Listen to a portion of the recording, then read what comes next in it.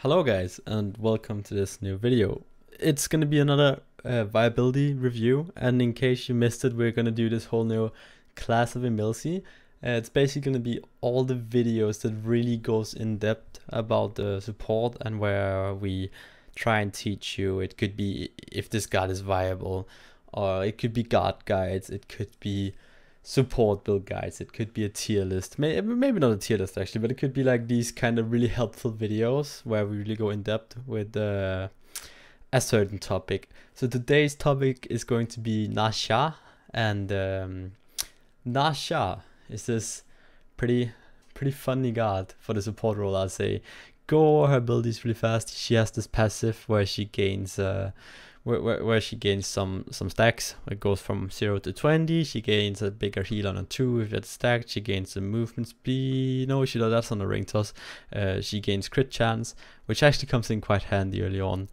Ne Zha's first ability is ring toss. Basically it's this ring, you all know it, that bounces back and forth. It's actually super good early on for Ne Zha in the support role. It makes sure you can almost always get a better fight at level 1, since it decreases protections as well, increases your own movement speed and decreases their movement speed. Really good for the 2v2 skirmishes. Ne Zha's 2 is this heal, attack speed steroid, and I believe it has some crit chance on it as well. Don't quote me on that. Basically, it's pretty okay. You mainly use it for the heal in the support role. And then the 3 is her sash, her long range stun that has immunity frames on it.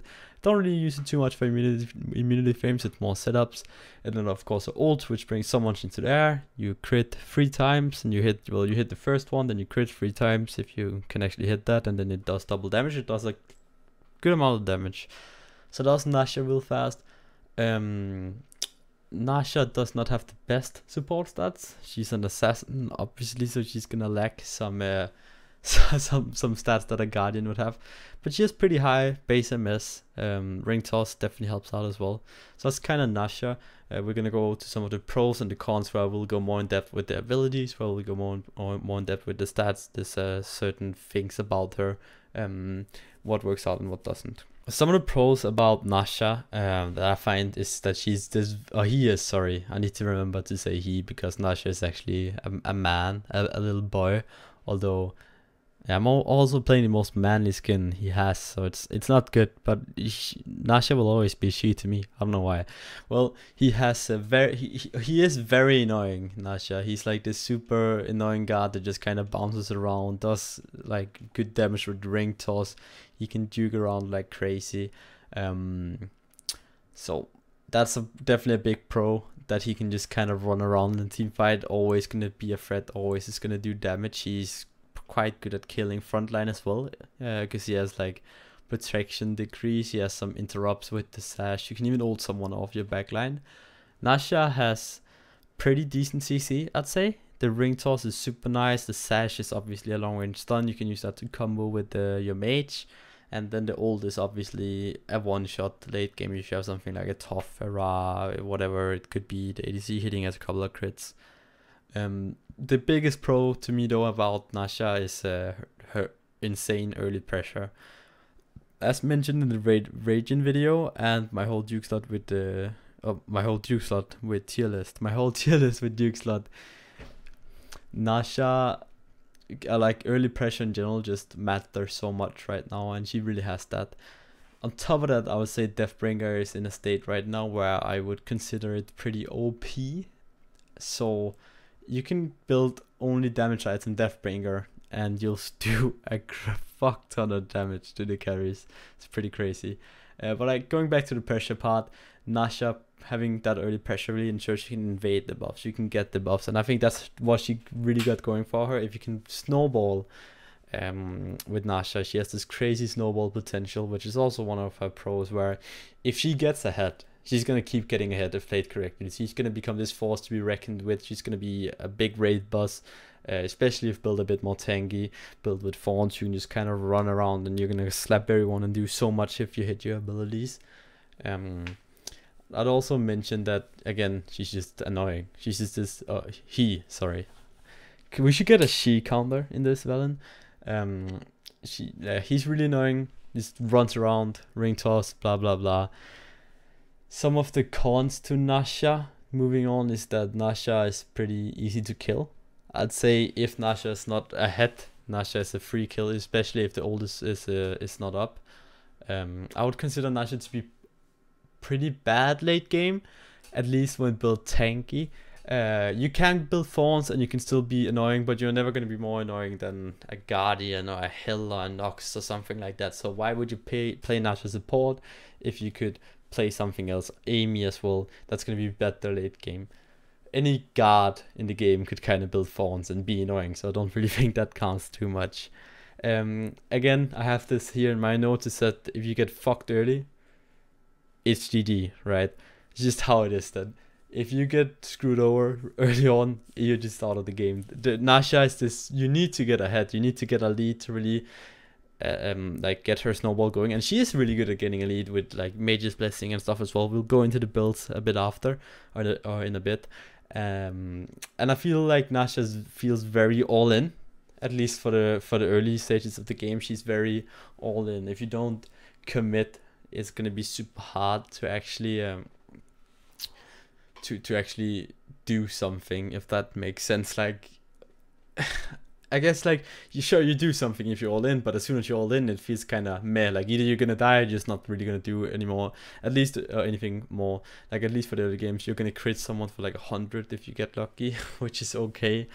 But she feels very all in, and she feels like she's very dependent on getting a lead. But if she gets a lead, it's definitely a big pro for her, that then she just gets crazy ahead. So going on to builds, I've had quite a few builds with Ne Zha. I think I tried all the free starter, the free blessings, the starter blessings that I thought was going to be good on Ne Zha. I tried Warrior's Blessing. It didn't go too well. It felt okay with the mana heal, and the health was pretty tanky. You felt like you could do more without getting screwed over by the wave. I think Warrior's Blessing is really good if you must win pressure. If you really have to just kind of get in there and tank the wave early on to ensure you win pressure. Because if you don't win pressure with Ne Zha in duo, why do you even pick her in the first place? That's kind of my question. She could be pretty good at this double jungling meta that's going on right now. I don't really play it. I might give it a shot, you know, but I don't think it's too good. Then you can go Mage's Blessing. I feel like Mage's Blessing is the best choice right now. It's really good with the ring toss. You get the proc off, you get the proc of the free, you get the proc of the ult. It feels very strong. The extra damage it adds, cooldown reduction is nice. The MP5 is nice. The damage, does it give it damage? It gives some physical power, right? Oh, that's magical power. I'm confused now. Regardless, it feels pretty good. Mage's Blessing, it's definitely the way I'd go. You can go Guardian's Blessing if you feel like you're gonna win no matter what and just want to snowball even harder. You can go Guardian's Blessing and actually get a decent early game, or late game, because you're gonna get there a lot faster with Guardian's Blessing. So overall, I'd say Guardian's Blessing if you're really confident in your ability to stomp the lane, but you can't really kill the enemy. Mage's Blessing if you just want to like really go ahead and get full kill potential, and Warrior's Blessing if you really need to win the lane, but it's going to be hard unless you can like tank the wave and block basics at level 1. But then again, like I wouldn't pick Ne Zha if you can't get the pressure. Moving on to boots, tank boots can be okay in against certain comps. We'll do a whole video on boots after, but like in general, tank boots is when the enemy team has heavy CC and you want to survive, and you're gonna the enemy team's gonna try and push you down. I find the new Travelers, or Talaris I guess it's called, for Ne Zha to be the best choice to go for, simply because 25% movement speed is insanely strong on Ne Zha, especially with her ring toss, and this kind of allows her to be allows him, now said again, to be very annoying. He is dancing around like crazy. So I think that's the way to go. Ninja tab by Warrior tab by not really when you're playing a support unless you just want to go full damage. Sure, go Warrior tab by. When it comes to the core, I still went Phoebes. I tried Phoebes. Phoebes is pretty slow, so if you really want to shine with Ne Zha, get out there and like dumpster early, you probably go soft hardward, soft pesty. You could even go for like a magic kind of hybrid item like Ankyle or what's it called, the other one that like the one in the tree with Ankyle that decreases magical power. I can't remember. You guys know what I'm talking about. Valley can maybe put in a picture and like write, "You're stupid, EmilZy." You can go brawlers if you need anti-heal. You can go Wingblade. You can go some Deathbringer if you want to go full tank. I recommend getting like Hydronemia and a Spectral. Go Fawns as your relic. You can go Blink as well. Med is not bad. Sprint, Phantom, whatever you need. I would recommend Fawns being one of them, because you feel like you're doing a lot more with Fawns, because you can really just zone the ADC from the fight with Fawns. You can't really do that with Sprint, Med, or Blink, Med, or whatever. I find Blink Fawns to be the most annoying thing on her. But again, go Phoebes if you feel like you have to win this late game. Go for like soft defense if you feel like you're gonna stop early. Check out my builds video to go more in depth with like builds. It's a shot like in the wild or whatever, but it should explain it a bit better. Manlord Discord is a good item as well. You can go for some power out items like Titan's Bane is never really a bad item because it's 45% pen, at least against tanky characters. So that's how I felt about the builds. She feels like either you go really tanky or you go really damage. Or you can go for like 5 tank items or 4 tank items and 1 damage item, but I don't feel like the hybrid is gonna work out too well. Where you go like defense, damage hybrid or whatever. Doesn't work out in the support role at least. So that's pretty much it for the builds. If you have any like specific comments or anything, or like you want to ask me about builds for Ne Zha, just make sure to post a comment if I didn't cover it. So that's that. In my games, Ne Zha felt pretty okay.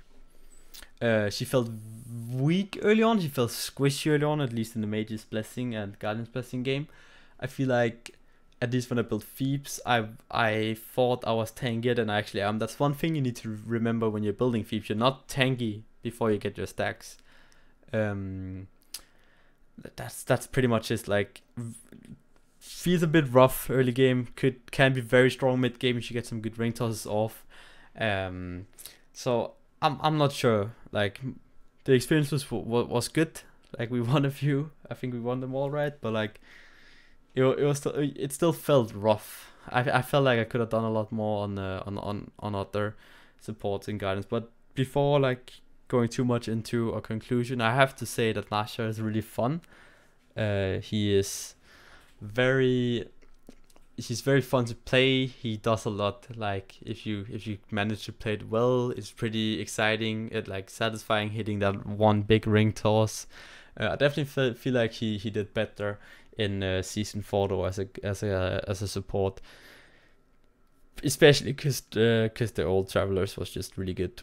So to move on to a conclusion, I would say it's possible to play Ne Zha support. I think you need to get a really big early lead, and then she might be one of the best supports from ahead. But then again, like all supports does really well from ahead.